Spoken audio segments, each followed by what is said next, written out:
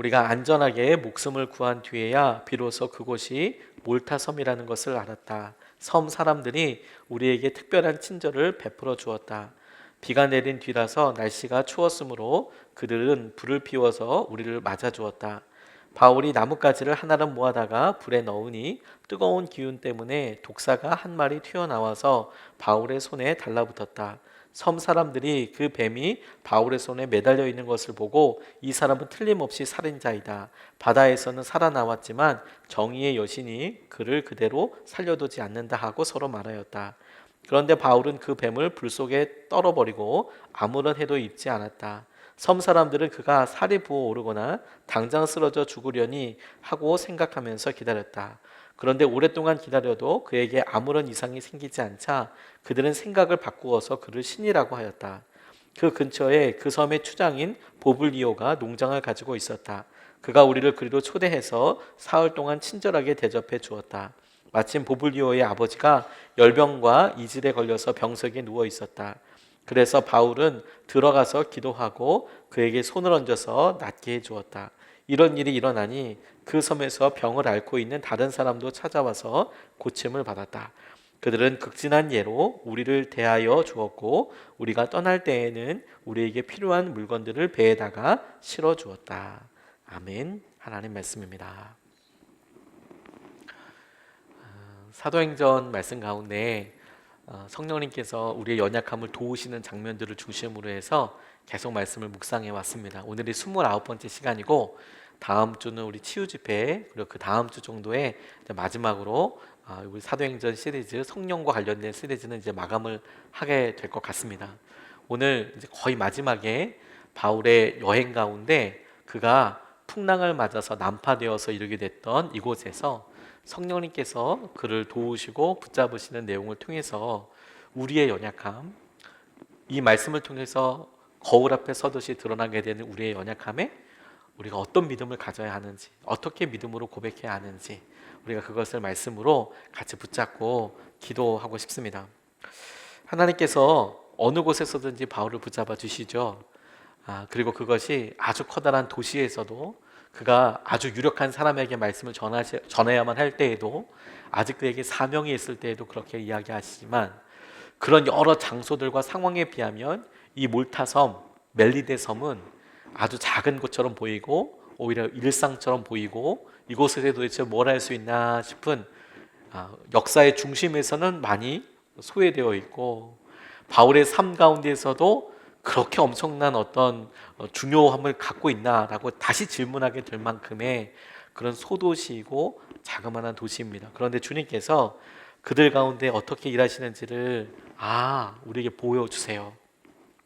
그가 원치 않았지만 만나게 되는 일련의 사건들을 통해서도 하나님은 바울을 어떻게 깨어서 기다리고 계시는지, 붙잡고 계시는지, 지금 우리가 처해 있는 상황을 우리가 극복할 여력도 없어 보이고 할 수 있는 방법도 보이지 않을 때 하나님께서 이 본문 말씀이 우리에게 주는 메시지가 있다, 이런 생각을 하게 됐습니다. 의사 전도왕으로 유명한 이병옥 장로님이 그 중에 제일은 사랑이라, 이런 책의 제목을 쓰셨습니다. 이분 장로님이기도 하시고 의사이기도 하시고 특별히 암 환자들에게 치유하시는 의사 선생님이기도 한데, 이분이 수없이 많은 암 환자들을 만나다가 결론을 내린 게 있어요. 본인이 암 관련 의사이다 보니까, 뛰어난 의사이다 보니까 암 환자에게 있어서 가장 놀라운 치료제가 있더라는 거예요. 치료제. 그게 뭐냐면 사랑이더랍니다. 사랑이 암 환자를 살리더라. 이분이 많은 사람들을 만나고 난 다음에 결론으로 갖게 된 거였어요. 의사분인데 그냥 아무 근거 없이 그렇게 뚝 이야기하지는 않을겠죠. 이분이 많은 분들을 만나다 보니까 암이 가만 보니 환자 혼자만 싸우는 병이 아니더래요. 내가 아프지 누가 내 마음을 알까, 이렇게 싶지만 가만 보니 자기를 찾아오는 사람, 그리고 주위에 있는 사람 가만히 보게 되잖아요. 그러니까 이게 혼자 싸우는 병이 아니구나, 혼자 싸우기에는 너무너무 무서운 병이구나. 그리고 암 환자가 한 명 생기면 온 가족이 같이 싸우기도 하고 또 그렇게 싸워야 하는 병이래요. 온 가족이 함께 기도하고. 그래서 암에만 집착하면 고치기가 어렵답니다. 오히려 그럴 때 환자를 둘러싼 주위하고 있는 모든 가족들이 정말로 사랑으로 하나 되는 것만큼 암을 치료하기에 가장 좋은 환경이 없대요. 우리는 약을 생각하고 병을 생각하지만 의사분들이 여러 사람들을 만나보니까 똑같은 약을 쓰고 똑같은 의료 환경에서 어떤 사람들은 더 낫고 더 나아지고 어떤 사람들은 참 힘든 여러 시간들을 보낼 때 왜 그런가 같이 주위에서 이렇게 사랑하고 함께하는 것들이 참 좋은 환경을 이루어낸다는 거예요. 그래서 많은 암 치료제가 발견되었지만 부작용이 없는 암 치료제는 하나도 없답니다. 다 뭐가 장점이면 뭐가 단점이 있는 거죠. 왜냐하면 약을 그렇게 세게 쓰니까 세게 쓰는 것 때문에 단점도 생기는데 가장 탁월한 부작용이 없는 암 치료제가 이게 사랑이구나. 그리고 보니까 온 가족이 그 암 환자를 사랑으로 감싸게 되면 환자가 놀랍게 치유될 뿐만 아니라 혹 안타까운 순간을 맞게 되더라도 아주 행복하게 준비를 하더라는 거예요. 아주 행복하게. 그런 의미에서 치료제이다. 그리고 이분이 또 다른 이야기를 이렇게 이야기하세요. 이걸 예방제도 사랑이다. 예방제도. 오히려 그런 것들 놓고 기도할 때 그걸 따라가서 계속 제거하려고 그러면 힘든데 생기기 전에 예방하는 가장 좋은 방법이 서로 사랑하고 그리고 사랑을 표현할 줄 알고 마음속에 담아두지 않고 그러면 우리 몸이 자연스럽게 암을 이길 수 있는 힘이 강해진대요. 그리고 그 암 때문에 가족들이 더 사랑하는 것 넘어서 이미 사랑을 하게 되니까 이미 그 가정도 행복한 거죠. 그러면서 말미에다가 이런 이야기를 덧붙였어요. 암 환자, 자기가 이렇게 가만히 보니까 암 환자가 생기면 다른 가족들이 사는 경우들도 의외로 많더래요. 더 잘 살게 되는 경우들이 있다는 거예요. 신기하죠? 암 환자가 있으면 다들 걱정되고 사랑하니까 아프잖아요, 마음이. 그런데 자기가 여러 사람들 이렇게 보다 보니까 암 환자가 생겨서 다른 가족들이 더 잘 살게 되는 경우들도 많다는 거예요. 어떤 경우가 그러냐? 암을 치료하는 과정에서 가족들이 서로 관계를 해결하기 시작한대요. 무슨 말이냐? 용서할 것을 용서하고 더 신경 써줘야 될 것을 더 신경 쓰고 말도 절제하고 서로 사랑을 쏟아주려고 하고 식생활도 한꺼번에 다 바꿔야 되고 그러니까 부부가 같이 바꿔야 되잖아요. 가족이 다 바꿔야 되잖아요. 건강식으로 바뀌게 되고 심지어 기도 생활까지 달라지기 시작한대요. 그래서 가만히 보면 그게 불편함이고 힘든 시기라고 생각하지만 그걸 미안해하지만 가만 보니까 의사로서 가만 보니까 가족력이라는 게 있잖아요. 가족력. 그 가만 보니까 그게 한 가정의 생활 습관이랑 관련되어 있는데 오히려 한 사람이 그렇게 아프고 사랑하고 같이 마음으로 품고 가면서 가족들이 통째로 변하고 통째로 복을 누리는 경우들도 많더라는 거예요. 그러면서 암에 대하여 사랑하는 거 이런 이야기를 하셨더라고요. 아픈 것은 갑자기 우리 삶에 다가오는 파선만큼이나 아주 너무 급작스럽습니다. 건강이 그냥 어느새 아픈 거예요. 어느 날 아픈 거예요. 갑자기 어느 날 갑자기 확 아프잖아요. 이게 안 좋을까 하다가 막상 가보면 무슨 병이라고 이야기하는 순간 확 마음이 어려워지잖아요. 마찬가지로 파산한 것처럼 갑자기 확 아픔이 찾아오고 어려움이 찾아옵니다. 참 힘들었을 그런 경우들이 있죠. 바울이 그런 경험을 맞게 된 거예요. 죄수인 것도 그렇고 그리고 파선한 것도 그렇고 파선해서 돌아오는 과정도 다 같이 힘들었지만 특별히 그곳에 오롯이 다 같이 왔는데 사람들이 한 명도 안 죽고 다 같이 오다 보니까 자기를 함께 했던 간수도 같이 오고 그리고 자기를 직접 관리하던 여러 주위에 관계된 사람도 다 같이 왔어요. 그러니까 여전히 그는 여기 와도 죄수예요. 그런데도 그의 삶은 전혀 다른 삶을 살게 되더라는 거예요. 오늘 본문 말씀을 보니까 우리가 이것을 통해서 첫 번째로 같이 주목하고 싶은 것은 뭐냐면 오늘 이 바울이 이렇게 폭풍을 만나서 이 몰타섬 개역 개정판에는 멜리데 섬이라고 나와 있는 이 몰타 섬에 도착하게 됐을 때 그곳까지 온 것도 참 만고 풍상을 겪어서 여기까지 왔는데 그곳에서도 또 갑작스러운 어려움을 당하게 돼요. 그곳에서조차도 1절서부터 4절까지의 이런 에피소드를 이렇게 이야기하고 있습니다. 우리가 안전하게 목숨을 구한 뒤에야 비로소 그곳이 몰타섬이라는 것을 알았다. 섬 사람들이 우리에게 특별한 친절을 베풀어 주었다. 비가 내린 뒤라서 날씨가 추웠으므로 그들은 불을 피워서 우리를 맞아 주었다. 바울이 나뭇가지를 하나를 모아다가 불에 넣으니 뜨거운 기운 때문에 독사가 한 마리 튀어나와서 바울의 손에 달라붙었다. 섬 사람들이 그 뱀이 바울의 손에 매달려 있는 것을 보고 이 사람은 틀림없는 살인자이다. 바다에서는 살아나왔지만 정의의 여신이 그를 그대로 살려두지 않는다 하고 서로 말하였다. 이렇게 이야기합니다. 그가 진짜 만고풍상 같아 여기 몰타섬에 도착했어요. 그리고 이제 이제 좀 따뜻하게 지내나 보다. 이제 좀 살았나 보다. 근데 그럴 때 살만하다. 이젠 좀 좋아지나 보다 하는 순간에 황당하게도 불을 피우기 위해서 불을 이렇게 했는데 진짜 우연이라고밖에 안 되겠죠. 독사가 한 마리 팍 나와서 손을 물어버린 거예요. 그리고 그 독사는 아마도 이 멜리데 섬, 몰타섬에 사는 사람들은 잘 아는 그런 뱀이었을 것 같습니다. 그러니까 물리면 죽는다는 걸 다 아는 거죠. 그러니까 사람들이 아이고 저거 죽겠네.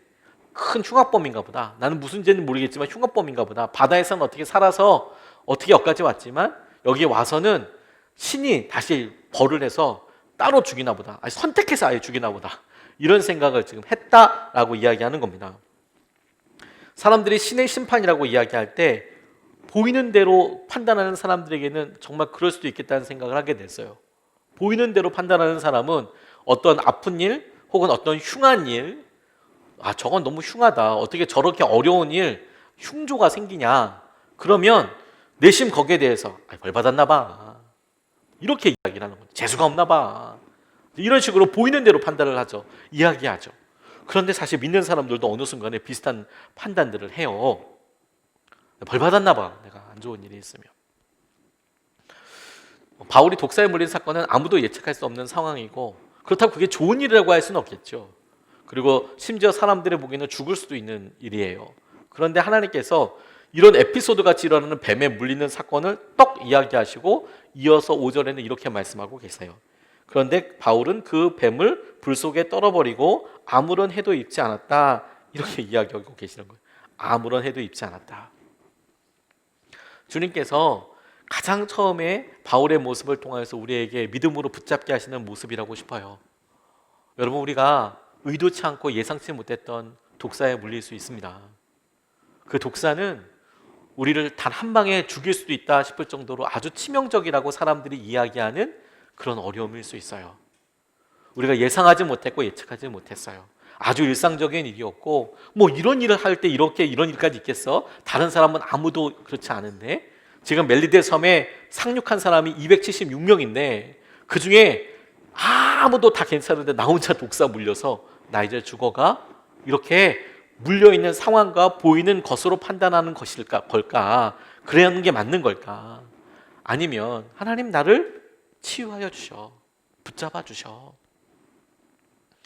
바울을 하나님께서 지켜주시고 독이 있어도 우리를 멸망시키지 못하신다는 것을 보여주시고 알게 해주세요.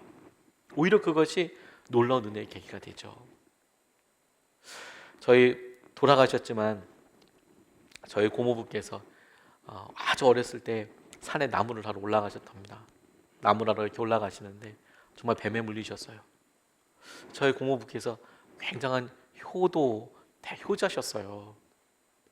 바로 그걸 처치하고 그랬으면 좋았을 텐데 그걸 끙끙 앓으셨네요. 밤새도록 뱀에 물리고 바로 부모님한테 얘기해서 나 뱀 물렸다고 이렇게 얘기하면 좋은데 그 시절에 나무하러 올라가셨다가 뱀에 물린 것 때문에 치유를 제때 받지 못하셔서 이제 다들 결단하게 되셨어요. 평생 장애인으로 사셨습니다. 그렇게 어려운 시기를 보내고 힘든 시기를 보내고 제가 직접 여쭤보지는 못했어요. 뱀 물리시고 기분이 어떠셨냐고.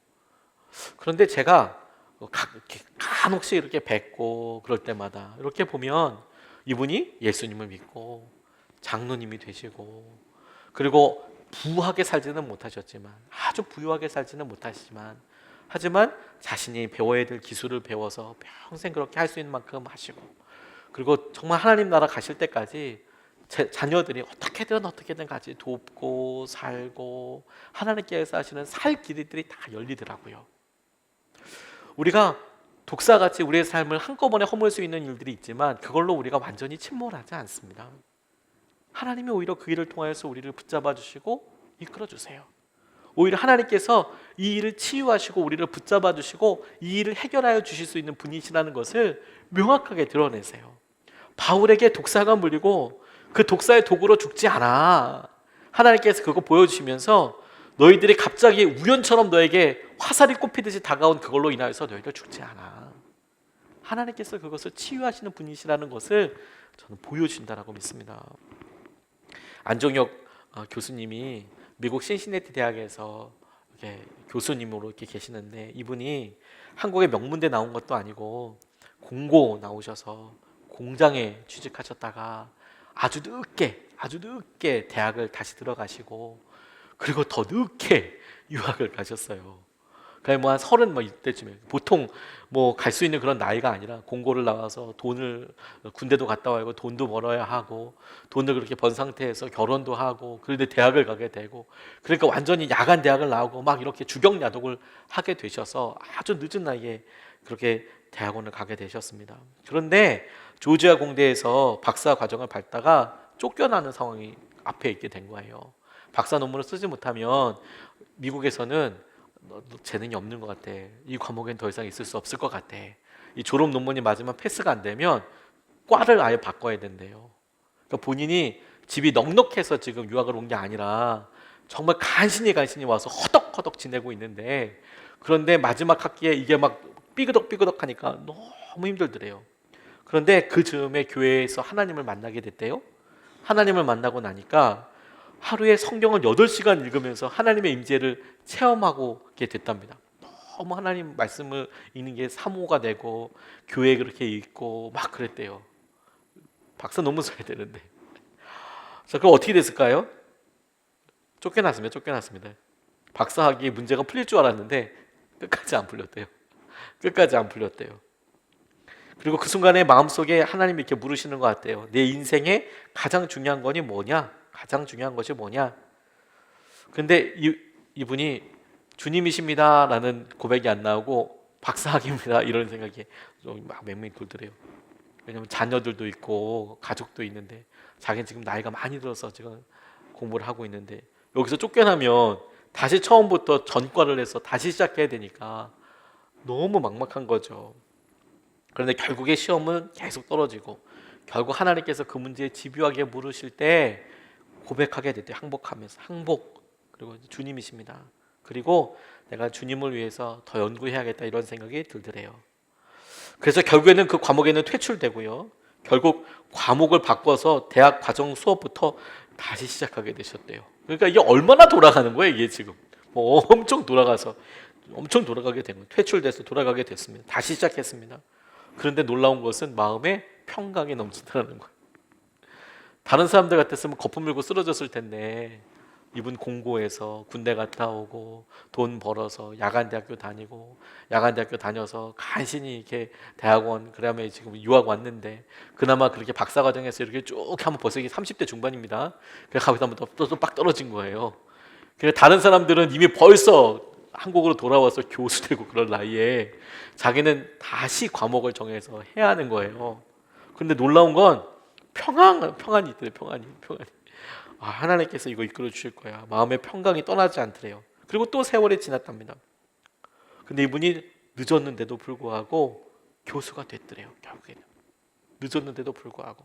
근데 놀라운 것은 자신을 쫓아냈던 그 교수, 그 과목은 그때는 몰랐지만 이분이 나중에 교수가 되고 시간이 지나고 나니까 더 이상 그 학문이 쓸 수 없는 학문이 되어서 나중에 점점 사양길로 가는 그런 학문이었다는 거예요. 근데 그때는 최고의 학문이었던 거죠. 처음에 거기서 떨어질 때만 해도 어떻게 하나 싶을 때, 반면에 이분이 선택한 이 과는 에이즈와 관련된 과였는데, 당시만 해도 에이즈는 사람들에게 잘 알려지지도 않은 병이었대요. 그게 뭔지도 모르고 그거 키트를 만들어내는 과정과 이런 것들 때문에 발명 특허도 얻게 되고 우여곡절 끝에 그렇게 교수가 되는 과정을 겪게 됐다고. 우리 삶에 독사 같은 일들이 찾아와요. 무너질 것 같죠? 아니요. 하나님께서 우리를 붙잡고 계세요. 하나님께서 우리를 붙잡고 계세요. 그리고 뱀 때문에 주님을 더 바라보게 해주시는 거예요. 뱀 때문에, 우리의 질병 때문에, 어려움 때문에. 그런 의미에서 바울에게 생긴 또 다른 한 차원의 변화가 있어요. 하나님께서 뱀에 물려도 그를 치유하여 주시더라. 그가 죽지 않더라. 넘어지지 않더라. 이런 놀라운 은혜와 함께 그를 바라보는 시선 또한 바뀌게 됩니다. 바울을 바라보는 시선이요. 그를 처음에 사람들은 극악무도한 죄인이라고 바라봤어요. 그런데 그에게 이런 일이 있고 나서 그를 신이구나 이렇게 생각했습니다. 그 신이구나. 그래서 6절 말씀이 이렇게 나와요. 섬 사람들은 그가 살이 부어오르거나 당장 쓰러져 죽으려니 하고 생각하면서 기다렸다. 그런데 오랫동안 기다려도 그에게 아무런 이상이 생기지 않자 생각을 바꾸어서 그를 신이라고 하였다. 이렇게 이야기합니다. 겉으로만 보이는 대로 생각하고 판단하는 사람이 할 수 있는 자연스러운 결과라고 싶어요. 뭐 나쁜 일 생기고 독사같이 물리고 뭐 어려운 일 생기면 나쁜 일 했나 보네. 운이 되게 없나 보네. 그렇게 생각하다가 또 뭔가 또 잘 돼요. 뭔가 좋은가 보네. 아, 뭔가 복 받았네. 보이는 것 가지고 판단하는 사람은 아니면 죄인 아니면 그냥 신이에요. 막 이거 완전 극과 극이에요. 중간이 없어요. 중간이 없어요. 그냥 되는 일 가지고만 판단하니까. 주님은 우리가 고난을 당하지 않을 거라고 말씀하신 적이 한 번도 없어요. 주님은 우리가 안 할 거라고 이야기하신 적이 없어요. 주님은 우리가 고난을 당할 수 있다고도 생각하시고 그리고 그 고난 때문에 아플 거라는 것도 잘 알고 계십니다. 그런데 그 아픔과 고통을 우리가 마주하게 돼서 안 아픈 건 아니지만 그런 고통과 아픔이 우리를 이길 수 없을 거예요. 죄로부터 사망으로부터 우리를 구속하신 주님이 우리를 지켜주시고 보호하시니까 우리의 삶은 우리의 믿음은 많은 사람들이 한계라고 생각하는 사망과 죽음으로 끝나지 않을 겁니다. 우리에게 그 넘어서는 생명이 있고 믿음이 있고 사랑하는 우리 사람들이 있잖아요. 그래서 하나님께서 우리에게 넉넉히 이기는 은혜와 믿음을 주세요. 그런데 여러분, 이것이 우리에게 보여주시고 도전하시는 것이 명확해요. 우리의 시선은 다르냐라는 겁니다. 바울을 보고 죄인이네. 저 벌받아 싸네. 죽어야겠네. 죽어도 싸네. 그렇게 나쁜 일 있으면 그렇게 생각하다가 안 죽네? 신이야. 이렇게 생각하는 시선이 보이는 것대로 판단하고 생각하는 시선이 우리에게도 우리가 바라보면서 우리 자신을 보거나 다른 사람을 볼 때 똑같이 일어나는 가치관 아닌가? 이런 질문을 해봐야 한다는 거예요. 우리가 조금 더 나아지면 좋다 생각하고 그렇지 않으면 보이는 대로 안 좋다고 생각하고 우리의 시선과 가치관을 주님 앞에 점검받고 내어놓죠. 우리는 보이는 대로 판단하는 사람입니까? 아니면 믿음대로 판단하는 사람입니까?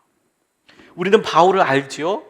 그런데 바울을 모르는 사람은 그에게 있었던 일을 가지고 죄인에서 신도되지만 그런데 우리는 바울을 안다고 해서 그의 모습을 보았는데 그를 통해서 쓰시는 하나님을 우리는 알고 있지만 그런 모습을 알고 보면서도 우리 역시 여전히 우리 삶을 볼 때는 우리와 함께 하시는 예수님 때문에 우리가 어느 때든 넘어지지 않아. 우리의 겉모습이 낡아가더라도 우리는 그렇지 않아. 우리와 함께 하시는 주님을 우리가 믿어. 이렇게 판단하는지 아니면 우리 스스로도 호불호에 따라서 혹은 어렵고 힘든 일에 따라서 우리 자신의 정체성과 우리 자신의 믿음의 수준을 훅 그렇게 생각대로 내버려 두는지 이걸 이 말씀이 우리에게 질문하신다고 저는 생각하게 됐어요. 겉으로 보이는 것은 금방 지나갈 겁니다. 조금 안 좋아졌다고 해서 우리 삶이 끝나지 않습니다. 조금 좋아졌다고 해서 그게 완전한 성공이라고 할 수도 없지만 우리는 그 가운데 있는 중심에 우리를 존귀하게 하시고 우리를 이끌어주시는 주님을 봐요. 우리 자신을 죄인이라고 처량하게 볼 것인가, 실패자라고 볼 것인가, 낙담의 순간에 아니면 그 순간에도 우리와 함께 하시는 주님을 우리가 볼 것인가. 이건 거꾸로도 마찬가지입니다.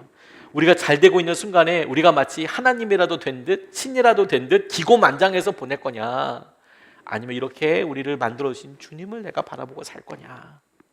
우리의 시선이 보이는 수준에서 그렇게 그냥 다 결정이 될 거냐, 아니면 우리와 함께 하시는 믿음의 수준에서 그렇게 결정이 될 거냐 하는 거예요.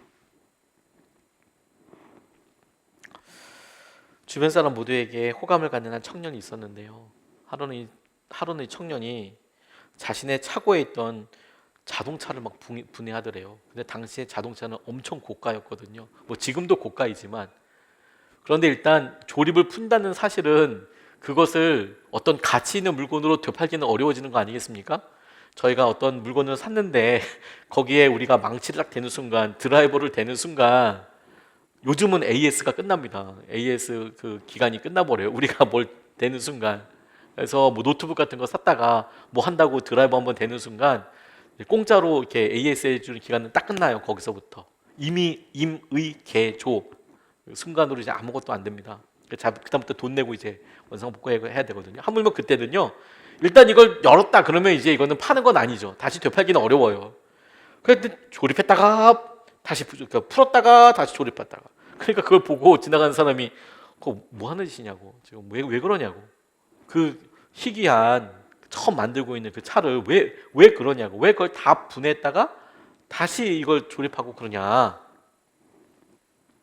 그랬더니 이 사람이 어제 시카고에서 열리는 자동차 전시관에 다녀왔는데 자동차가 어떤 원리로 움직이는지, 어떤 구조로 이루어져 있는지 매우 궁금해서 알 수 있는 방법이 없더라는 거예요. 방법은 뭐냐면 직접 분해해 보는 거 사가지고, 그래서 다 분해해 봤다는 거예요. 다시 조립해 보고 다시 분해해 보고. 그러니까 이 노인이 그런 이유로 이런 비싼 차를 분해하는 청년을 보면서 너무 한심스럽게 이제 보는 거죠. 근데 청년이 뭐 아무렇지도 않게 그냥 계속 그렇게 하더라는 거예요. 모든 부분 하나하나를 다 살펴보면서 다시 조립을 하더래요. 우리 동네에 이 지역에 미친놈 하나 났다. 드디어 대단히 미친놈이 하나 났다. 이런 소문도 퍼지고요. 갑자기 그가 미쳤다라고 이야기하는 사람도 생겼답니다. 그런데 청년이 계속 그렇게 반복하더랍니다. 그리고 아예 다니던 직장까지 그만두고 본격적으로 자동차를 분해하고 조립하기를 반복하더래요. 직장까지 다 그만두고 다 분해하고 조립하고 분해하고 조립하고. 그러니까 사람들이 정말 막 웃었죠. 그리고 몇 년이 지났는데 어느 날 청년의 이웃 노인이 신문을 보다가 깜짝 놀랐대요. 그 옆에 청년이 얼굴이 이게 팍그 신문에 나왔거든요. 자기가 맨날 옆에서 미쳤다고 한 사람이, 그 사람이 누구였냐면 크라이슬러사의 설립자였던 월터 크라이슬러였어요. 자기가 이제 자기 브랜드의 차를 만들기 위해서 끊임없이 이렇게 했다는 거예요. 그가 기사 중간에 이런 말을 했답니다. 그러니까 당시 주민들이 다 나를 이상하게 봤습니다. 하긴 이상하게 보이는 게 당연했겠지요. 하지만 내겐 분명한 이유와 목적이 있었습니다. 자동차에 내 운명 모두를 걸어보고 싶었던 겁니다. 확실한 목표와 꿈이 있었기 때문에 아무것도 두렵지 않았고 아무것도 창피하지 않았습니다. 아무것도 두렵지 않았고 아무것도 창피하지 않았습니다. 저는 이걸 이렇게 적용해 보게 돼서요. 믿음 생활을 하는데요. 우리의 믿음이 이렇게 조립했다 풀었다 조립했다 풀었다 이렇게 되는 거예요. 어떤 때는 하나님을 확 믿었다가, 어떤 때는 교회 다니는 거 맞을까 싶은데 확 물러섰다가, 어떤 때는 또 확 하나님께서 하신 은혜 가운데 우리가 한번 서봐야지 이렇게 싶다가, 또 어떤 때는 너무 또 마음이 너무 무기력해질 때도 경험하게 되고, 어떤 때는 주위 사람들과 함께 말도 한번 걸어보고 함께 해봐야겠다 싹 일어났다가, 어떤 때는 또 이렇게 쑥 무너지고 그렇게 하죠. 그리고 대부분의 많은 사람들은요, 그렇게 진행이 될 때 내가 막 활기차고 이런 순간은 잘하고 있어, 이런 순간으로 보고, 내가 영적으로 막 지쳐야 되고 아무것도 못하는 순간은 내가 실패했다고 막 생각을 해서 이 간극에서 서로 이 자기의 모습을 보고 왔다 갔다 아주 너를 뛰듯이 왔다 갔다 합니다. 그런데 여러분, 우리 가운데 우리를 가치 있게 해주시고 우리를 붙잡아 주시는 그 주님 때문에 우리가 이런 일을 때로는 열정으로, 때로는 열매를 기다리는 심정으로 살아가면서 하나님께서 우리의 마음과 속사람을 아주 단단하게 하시는 거예요. 우리가 무엇을 바라볼까를 보게 하여 주시는 거예요. 우리가 무엇을 바라볼까?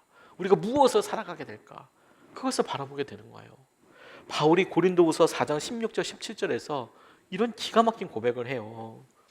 그러므로 우리는 낙심하지 않습니다. 우리의 겉사람은 낡아가나 우리의 속사람은 날로 새로워집니다. 지금 우리가 겪는 일시적인 가벼운 고난은 비교할 수 없을 정도로 영원하고 크나큰 영광을 우리에게 이루어 줍니다. 다시 읽어드릴게요. 그러므로 우리는 낙심하지 않습니다. 우리의 겉사람은 낡아가나 우리의 속사람은 날로 새로워집니다. 우리의 속사람은 날로 새로워집니다. 우리의 겉사람은 계속 아파가는 것 같고 힘들 수 있어요. 근데 바울이 그가 죄수의 신분인데 그가 다른 사람이 나를 죄수로 부르든 나를 신이라고 부르든 상관하지 않아요. 내 겉사람은 계속 낡아져, 후패해져요. 근데 내 속사람은 날마다 새로워요. 날마다 새로워요. 나를 쓰시고 나를 함께 하시는 그 주님 때문에 날마다 새로워요. 그래서 바울을 그냥 보고 보이는 대로 판단하는 사람은 그가 잘 될 때는 어떻게 좀 제자라도 돼볼까? 이런 생각하다가 그가 망하고 힘들 때는 상종하면 안 된다, 떨어져 있어야 된다, 이렇게 생각할 수 있겠죠. 처음에 죄수로 봤던 사람들도 그랬겠지만 나중에 병을 고치러 오는 사람들은 서로 만나려고 했을 거예요. 보이는 대로가 아니라 바울 스스로 자기의 생각 그대로 가지고 있었다. 나를 존귀하게 하시는 분, 나를 붙잡아 주시는 분, 나와 함께 하시는 그분의 시선으로 내가 나를 봐요. 우리가 우리를 봐요. 그게 주님께서 우리에게 믿음의 도전을 하시는 놀라운 증거라고 싶어요. 똑같은 어려움을 많은 사람이 겪을 겁니다. 물론 그것을 다 똑같다고 어떻게 이야기하겠어요. 하지만 그런 비슷한 이야기들을 볼 때 어떤 사람은 하나님께서 하실 것을 봐요. 어떤 사람은 자기가 할 수 없는 것만 봐요. 그래서 좌절합니다. 그래서 판단합니다. 하나님은 이런 여러 일들을 통하여서 우리 앞에 거울을 두시는 것처럼 너희는 어떠냐? 예상치 못했던 일로 인하여서 너는 힘들고 어렵지. 너는 그것이 독사가 너를 물어도 네가 죽지 않는 것처럼 그 일에 대해서 네가 분연히 일어나서 그냥 똑같이 믿음으로 살 수 있겠느냐. 두 번째, 그런 일들을 통하여서 네가 죄인처럼 그렇게 후패한 모습처럼 그렇게 살아가지만 하나님 혹은 네가 신처럼 그렇게 두 번째, 지금 바울이 신이라고 여겨지는 순간인데 그럼 그 모습에 취해서 살아갈 테냐. 그게 아니라 자기 마음속에 함께 하시는 그 주님을 보고 살아갈 테냐. 그게 우리에게 은혜이고 도전이에요. 그런 의미에서 여러분, 그런 의미에서 우리 안에 질그릇 안 같은 우리 안에 능력이 있어요. 저는 오늘 이렇게 말씀을 처음 묵상하고 그리고 이 말씀 본문 가지고 딱 설교 제목을 정할 때 바울의 삶 가운데 그가 많은 사람들, 아레오바고 같은 아주 많은 사람들이 있었고 혹은 아그리빠 왕이나 헤롯 왕이나 심지어 가이사한테 상소했을 때 거기에 아주 유력한 사람들에게 가서 말씀을 전하고 그럴 때가 있었죠. 얼마나 폼이 납니까? 얼마나 폼이 나고 얼마나 괜찮아요. 그 삶이 죄수였어도 급이 다른 느낌이잖아요. 그런데 그의 삶에 지금 멜리데라는 섬, 몰타라는 섬이 이렇게 왔을 때 그의 삶은 글쎄 어떻게 평가할 수 있을까요? 적어도 이 사도행전이 이렇게 주목하고 있는 것은 이곳에 있었던 일을 비교적 자세하게 쓰고 있는데 다른 곳에서 했던 것처럼 막 그가 말씀을 전해서 사람들이 회심하고 회심해서 일어나게 된 일이 어떤 부흥으로 이루어지고 교회가 서고 이런 얘기는 없어요. 반면에 이렇게 나와 있어요. 7절에서부터 10절까지의 말씀을 보면 그 근처에 그 섬의 추장인 보블리오가 농장을 가지고 있었다. 그가 우리를 그리로 초대해서 사흘 동안 친절하게 대접해 주었다. 마침 보블리오의 아버지가 열병과 이질에 걸려서 병석에 누워 있었다. 그래서 바울은 들어가서 기도하고 그에게 손을 얹어서 낫게 해 주었다. 이런 일이 일어나니 그 섬에서 병을 앓고 있는 다른 사람도 찾아와서 고침을 받았다. 그들은 극진한 예로 우리를 대하여 주었고 우리가 떠날 때에는 우리에게 필요한 물건들을 배에다가 실어 주었다. 이렇게 이야기합니다. 아주 일상적인 이야기, 있을 법한 이야기를 이렇게 표현해 놨어요. 우리가 한번 기억을 떠올려 봅니다. 처음에 이들이 배를 출항했던 이유가 겨울을 나기 위해 좋은 항구를 찾기 위해서였습니다. 겨울을 나기 위해서였어요. 그 겨울을 나기 위해서 이 본문 말씀 바로 다음 절 11절 말씀을 보면 3개월이라고 나와 있어요. 그들이 이 몰타 섬에 멜리데 섬에 거한 게 3개월입니다. 3개월. 그러니까 지금 우리가 읽었던 7절부터 10절 말씀은 그 3개월 동안 있었던 일이에요. 그 처음 부분에는 갑자기 독사 물려가지고 죽을 것 같은데 안 죽어. 그걸 보고 너무 놀라서 거기 추장이 자기 집으로 데리고 와. 3일 동안 아주 그냥 행복하게 뭘 먹어. 그러고 있는데 마침 그 집에 아버지가 이질과 열병을 앓고 있어요. 당시 이질은 거의 불치병이에요. 그 원인도 모르고요. 왜냐하면 세균에 대한 뭐 그런 감각이 없기 때문에 왜 걸리는지도 모르고 그렇게 열이 나고 계속 이렇게 설사를 하다 보면 그러면 탈수증으로 인하여서 아주 고통스럽게 삶을 마감하게 되는 거예요. 지금이야 약을 먹고 뭐 이렇게 좀 쓸 수 있지만 지금이랑 똑같다고 생각하면 안 됩니다.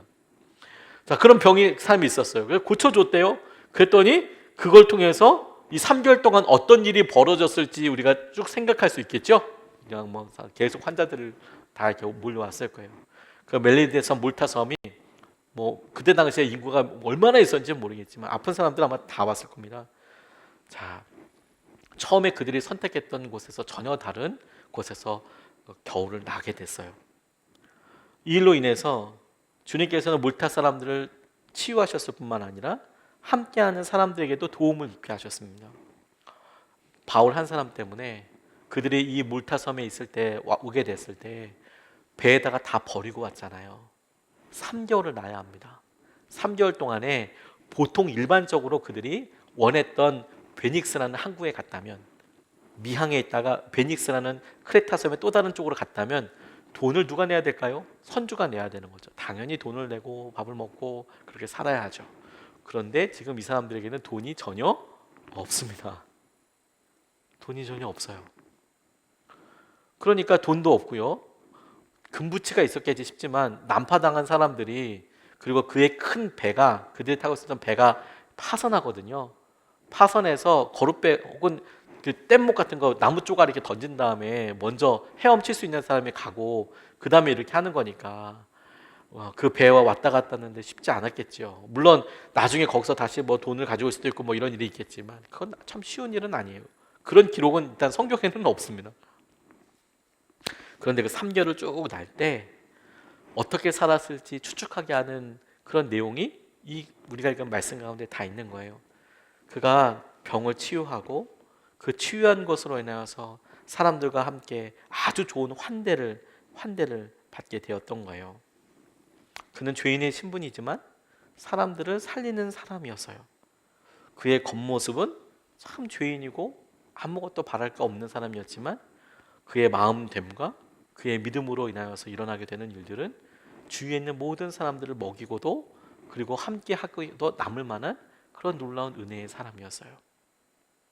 그래서 생각해 봤습니다. 바울의 모습이 어떤 모습과 비유할 수 있을까? 그의 모습은 참 볼품없는 여전히 죄수의 신분이고 여전히 연약하고 그가 뭐 건강했을 것 같지도 않고 나이도 들었고 질그릇 같은 그 모습에 그 한 사람 있어서 그곳에 돈이 많고 똑똑한 선주들, 백부장들, 군인들 수두룩 빽빽하게 거기 쫙 있는데 그런 모든 사람들 때문에 거기서 환대를 받고 살아가는 것이 아니라 죄인인 그 한 사람 때문에 하나님께서 그들을 다 보호하시고 이끌어주시고 인도하시는 삶을 살게 하시더라고요.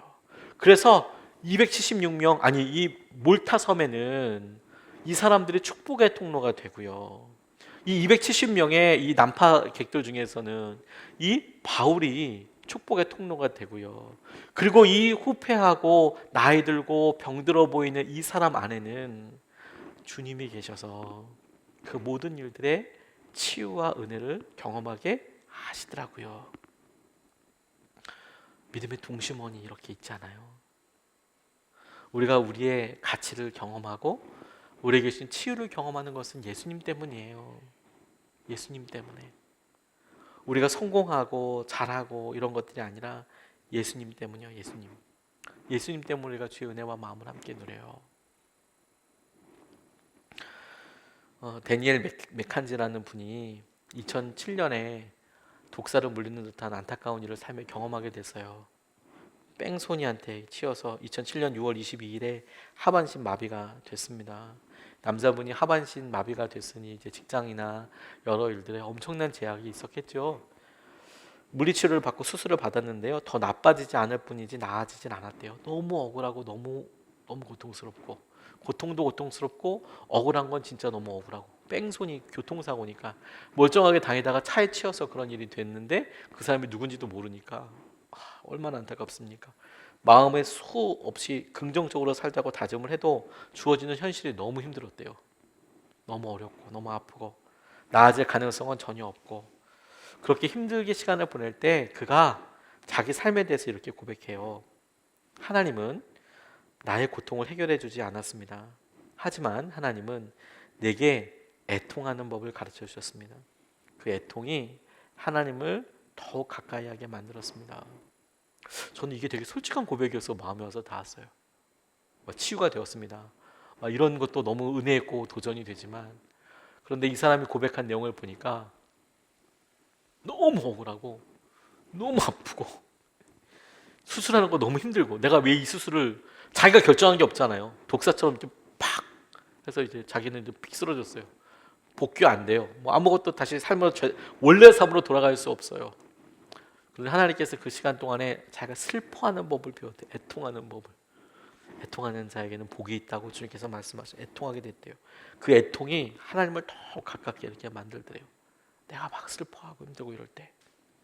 그래서 2008년 1년 정도가 지난 4월에 기록한 애통한 마음을 또 이렇게 표현합니다. 그가 오 나의 하나님, 왜 나에게 보이기를 지체하십니까? 고통이 닥쳤을 때 내가 부르짖으며 회복을 구했습니다. 하지만 아무것도 의미 있는 그 어떤 일도 오늘도 내게 일어나지 않았습니다.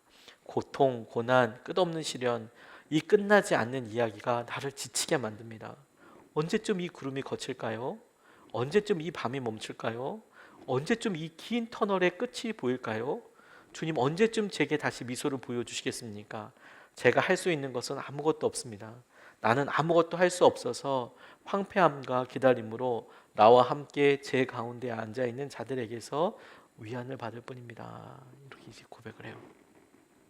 왜 나는 언제까지나 계속 이렇게 살아가야 합니까? 나는 보니까 나랑 똑같이 이렇게 사고당한 사람, 아픈 사람들 통해서 내가 위로를 얻습니다. 이렇게 고백을 하는데, 그런데 이가 평생 하반신 마비로 평생을 살아가는 그가 용기를 내었다가도 그 용기가 정말 아침 이슬처럼 이렇게 싹 사라져 버리는 거예요. 똑같으니까, 다음에 아프니까. 주님의 음성을 들으면서도 그 기다림에 너무 지루하더라는 거예요. 하루에도 수천 번씩 계속 결단을 하고, 그리고 몇 번씩 혼란을 느낀다. 여러분, 그런 고백에 공감이 되세요? 동감하실 수 있으십니까? 근데 그가 그 애통을 통해 하나님을 오히려 경험했다고 이야기하는 거예요. 그에게 변화가 목적이 아니고 그에게 살아냄이 목적이었거든요. 살아내는 거. 살아있다는 증거는 변화가 아니라 기다림 속에 내가 애통할 수 있다는 거더라. 어떤 결과를 보고 변화가 일어나는 것에 주목하지만, 그가 그렇게 좌절의 시간을 보내면서 아무것도 할 수 없다고 생각하는 그때 가만히 이렇게 보니까, 내가 이런 기다림 속에서 이 아파하는 근데 아파할 때마다 정말 바닥이 있을까 싶을 정도로 바닥으로 내려간 다음에 더 바닥이 더 있구나, 이런 싶을 때 주님께서 내게 이렇게 오셔서 같이 애통해 주시는 거. 변화는 하나님 나라에 확실하게 오게 될 거예요. 하나님 나라가 오게 되면, 이건 변함없는 사실입니다. 하나님 나라가 이 땅에 임할 때 우리 모두는 완전히 변화된 삶을 살 거예요. 새 하늘과 새 땅이 임하고, 하나님께서 우리 요한계시록에 말씀하신 것처럼 그렇게 이끌어 가실 때 우리는 변할 거예요. 완전히 새로운 존재로 변할 거예요.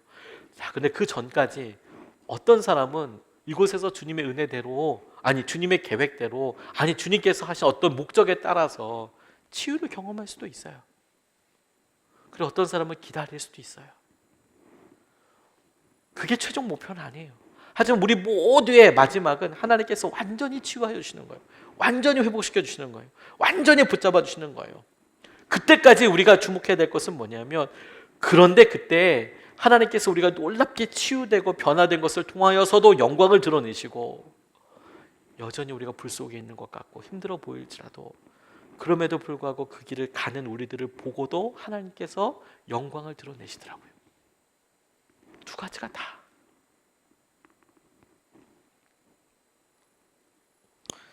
그런 의미에서 우리의 사명은 어떤 때는 살아내밀 수도 있어요.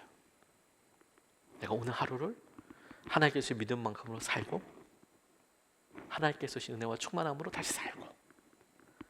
제가 먹을 걸 되게 좋아하거든요.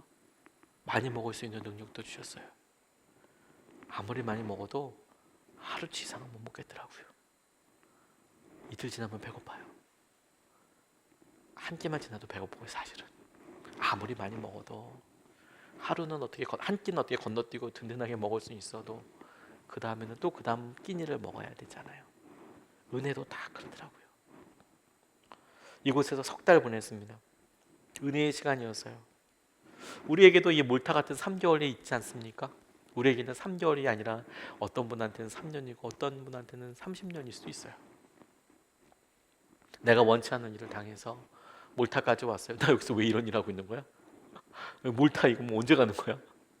내가 심지어 결정한 것도 아니고 또 그곳에서 막 독사도 막 물고 나 지금 이거 뭐 하는 거야? 이렇게 살 수도 있습니다. 잠시 여행하듯 살면서 만나게 된 일들도 있어요. 그리고 우리가 정말 가치 있게 하고 우리의 삶을 바꾸는 삶이 다른 것에서 없다는 것을 다 깨닫게 되죠. 오히려 바울이 로마에서 말씀을 전하고 아테네에서 말씀을 전하고 예루살렘에서 말씀을 전하고 그를 죽이라고 소리치는 사람이 많고 그렇게 화끈한 막 그냥 그의 존재감이 막 뿜뿜 막 드러날 때보다도 그가 자기가 원치 않아서 지금 이 몰타섬 멜리데 섬에 이렇게 와 있을 이때 그를 통하여서 하나님께서 일상적으로 그를 통하여 치유와 그를 통하여 말씀과 그를 통하여 전도의 일이 일어나는 이때 하나님은 오히려 그의 삶을 통해서 더 놀랍게 질그릇 안에 가신 그분이 주님이신 것을 드러내고 계세요. 고린도서 4장 7절 말씀에 이렇게 증거하고 있습니다. 우리는 이 보물을 질그릇에 간직하고 있습니다. 이 엄청난 능력은 하나님에게서 나는 것이지 우리에게서 나는 것이 아닙니다. 우리는 이 보물을 질그릇 안에 간직하고 있습니다. 이 엄청난 능력은 하나님에게서 나는 것이지 우리에게서 나는 것이 아닙니다. 그의 삶이 질그릇같이 너무 힘들고 어려워요. 여전히 그는 죄인이고 여전히 그 땅을 벗어나면 죄인으로 다시 붙잡혀 가는 여정입니다. 바뀐 거 아무것도 없어요. 그런데 하나님께서 그 땅에 오게 하신 것도 주님의 은혜요. 그 땅에서 다른 사람들의 환대를 받게 하신 것도 주님의 은혜요. 그곳에서 그를 통하여서 다른 사람들을 걷어먹이시는 것도 주님의 은혜요. 그곳에서 살고 있는 사람들에게 은혜와 축복의 통로가 되는 것도 주님의 은혜요. 그 모든 일에 바울은 한 번도 안 바뀌었어요. 여전히 질그릇이에요. 여전히 죄인이에요. 여전히 똑같아요. 근데 주님은 그의 신분을 한 번도 바꾸지 않으시면서 그에게 당신께서 하실 놀라운 계획들은 끊임없이 일으키시네요. 그 안에 깃든 능력이 주님이시기 때문에 그래요. 우리가 금요일마다 하나님께 일주일 동안을 열심히 달려서 이렇게 살아왔을 때 각자 기도하고 우리 안에 간절함이 다를 수 있습니다. 그런데 여러분, 그럼에도 불구하고 우리가 지치고 힘들었죠. 질그릇이 맞습니다. 그런데 우리가 같이 있었던 이유는 우리 안에 계신 예수님 때문이었어요.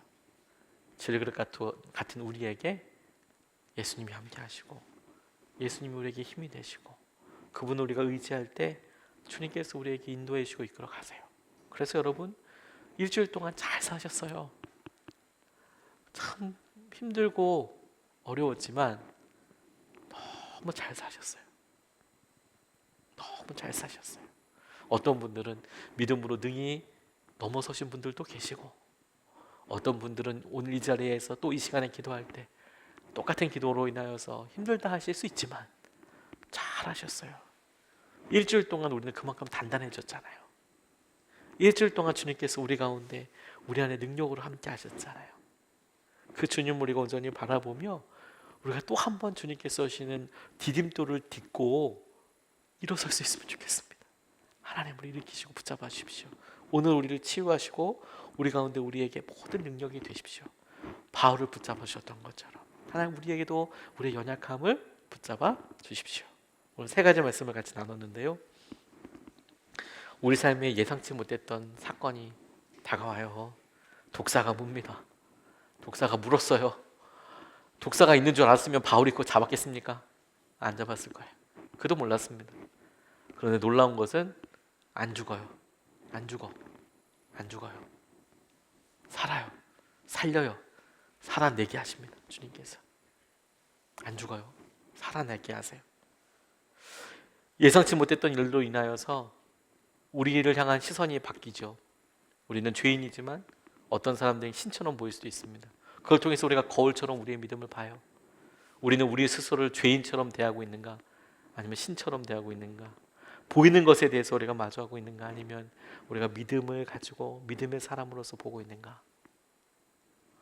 그래서 그에게 이런 일을 가만 보니 예수님께서 그의 삶에 놀라운 은혜의 중심이 되시더라고요. 아주 일상적인 일들이지만, 그는 여전히 죄인이지만 그 안에 계신 그 예수 그리스도의 놀라운 능력으로 그가 주위 사람들 치유하고 은혜의 터전이 되고 먹이더라고요. 심지어 그 땅의 열매가 무엇인지 명확하게 나타나지도 않는 그곳에서 그는 여전히 예수님의 사람으로 살더라고요. 그 예수님이 저와 여러분들 지금 안에 계세요. 그리고 우리에게 능력의 하나님이 되세요. 우리는 질그릇이에요. 그런데 우리 안에 주님이 능력의 주님이세요. 그래서 우리를 붙잡으세요. 그래서 우리가 그 주님을 붙잡을 때 질그릇 자체로만 보면 그게 뭐 얼마나 비쌀까요? 가치가 있을까요? 근데 보화를 생각하면, 능력이 되신 보화를 생각하면 그 보화는 비교할 수 없을 만큼 값지죠.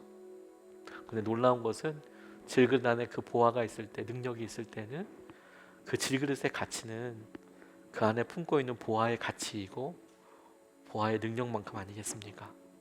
예수님이 지금 우리와 함께하고 계세요. 찬양하고 오늘 같이 기도하고 싶습니다. 주님은 완전하시고요, 우리 여전히 힘들지만 온 세상 위에 주님의 은혜가 막 넘쳐날 거예요. 주님 완전합니다. 우리도 힘겨워합니다. 주 뜻 이루며 살기에 부족하지만 주님 바라보고 싶습니다. 찬양하고 같이 기도하겠습니다.